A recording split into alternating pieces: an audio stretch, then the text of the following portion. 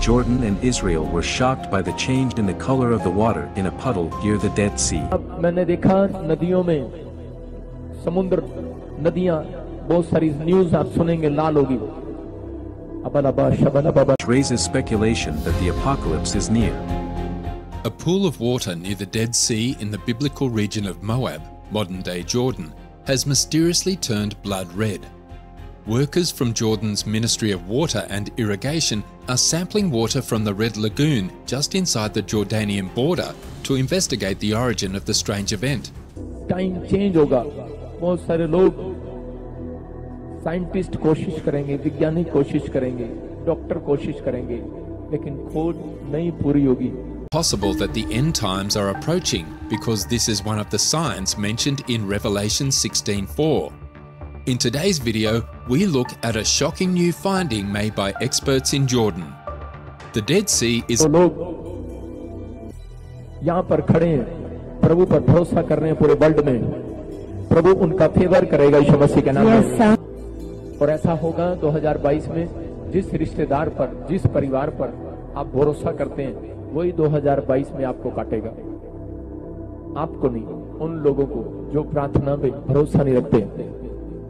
आपको समझना है, बहुत सारा अगस्त तक आने वाले समय में बहुत सारे लोग छिपेंगे और आने वाले 3 सालों के अंदर, 5 सालों के अंदर पॉलीथीन लगाकर मुंह पर जैसे अंतरिक्ष में जाते हैं, ऐसे रेस्टोरेंट में जाना पड़ेगा। बहुत बुरा समय आएगा। लेकिन पवित्र आत्मा ने मेरे को बोला, जो आप कहेंगे कि मेरे नौकरी चली गई, जॉब चली गई, लेकिन आप लोगों को परमेश्वर फिर भी, मैं कह रहा हूं, आप लोग फोन करेंगे और रिपेयर कराएंगे और आपको गुड न्यूज मिलेगी। आपके घर में लॉकडाउन में भी, लॉकडाउन पूरा नहीं होगा, अगर 5 से सुबह 5 बजे तक का है तो भी आपके घर में 4 लोग कमाने वाले होंगे यीशु मसीह के नाम से।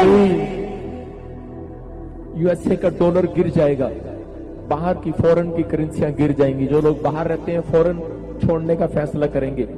भारत में जितनी फैक्ट्री हैं वो बर्बाद नहीं होंगी, बढ़ेंगी यीशु मसीह के नाम में। भारत में कंपनियां बढ़ेंगी, क्योंकि ये मेरी प्रार्थना थी कि परमेश्वर भारत पर दया करना, क्योंकि बाइबल बोलती है जहां प्रॉफिट होता है उस स्थान पर परमेश्वर दया जरूर करता है।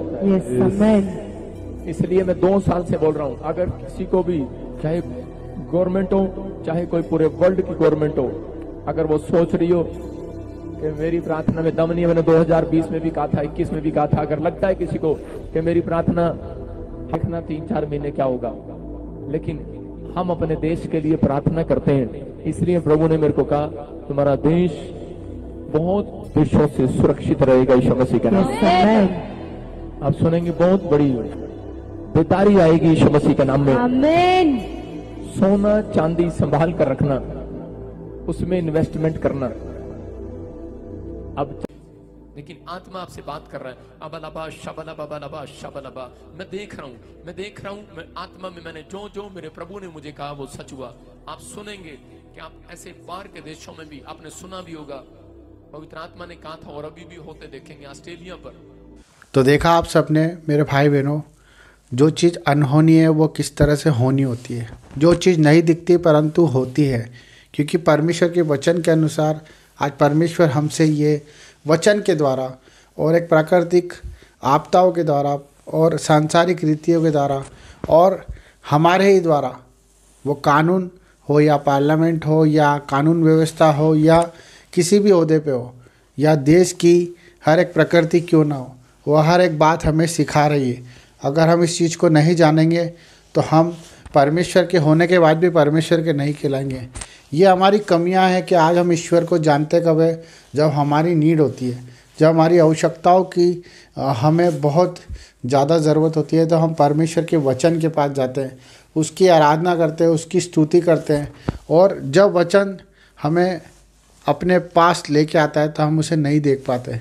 इसी तरह वचन देखो, आप कहीं संकेत आपको इस तरह के मिलेंगे, कहीं तूफान आ रहा है, कहीं बाढ़ आ रही है, कहीं जलजला आ रहा है, कहीं भूकंप आ रहे हैं।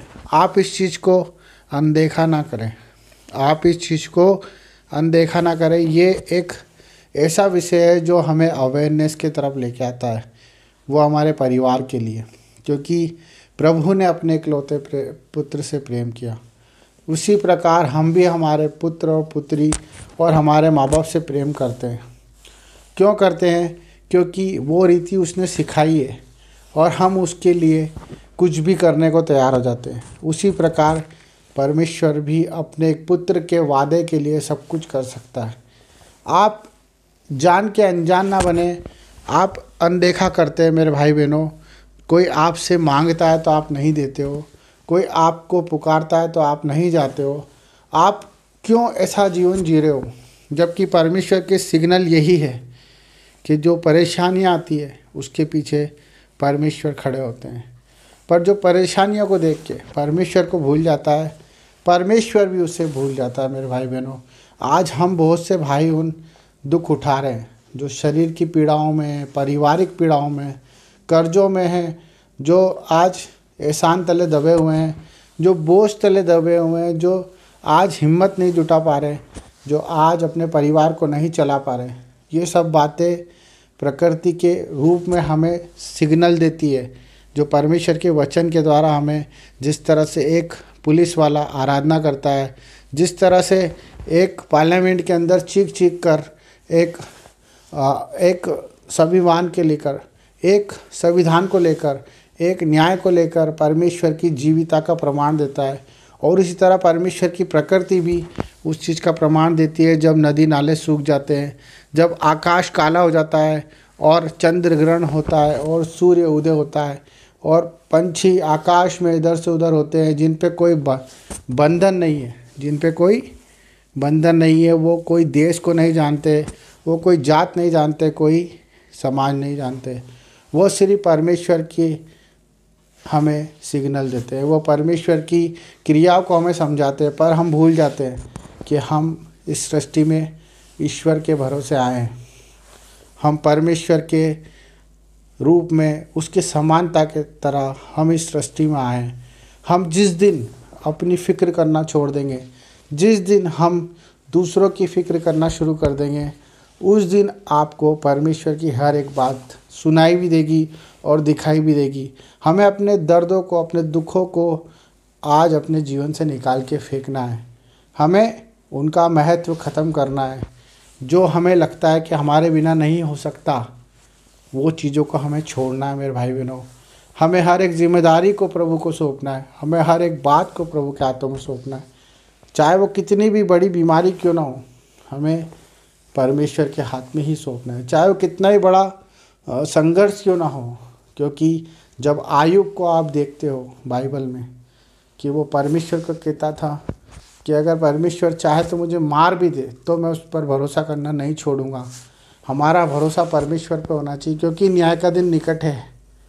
आपके न्याय का दिन निकट है, क्योंकि आपने जो करा है उसे आपको प्रभु के सामने रखना पड़ेगा। इसलिए मन फिराओ, पश्चाताप करो, प्रभु के करीब आओ, दुआएं करो, प्रार्थना करो। इसी से बचोगे, हर एक परेशानी से, हर एक तकलीफ़ से, कर्जों से, बीमारियों से। जब आप मन फिराओगे और अपनी गंदी आत्मा को छोड़कर परमेश्वर की पवित्र आत्मा को स्वीकार कर लोगे, यही सच्चा परमेश्वर हमसे चाहता है कि आप आपकी फ़िक्र छोड़ दें और परमेश्वर की प्रार्थना दुआ में लग जाएं और उसके कामों को करें, उसके कामों को ढूंढें, उसके न्याय पे चलें, उसके नियम में चलें, उसके वचनों पे चलें। सबको जय मसीह की। परमेश्वर आपके पास है, सिर्फ महसूस करें। यीशु के नाम, आमीन।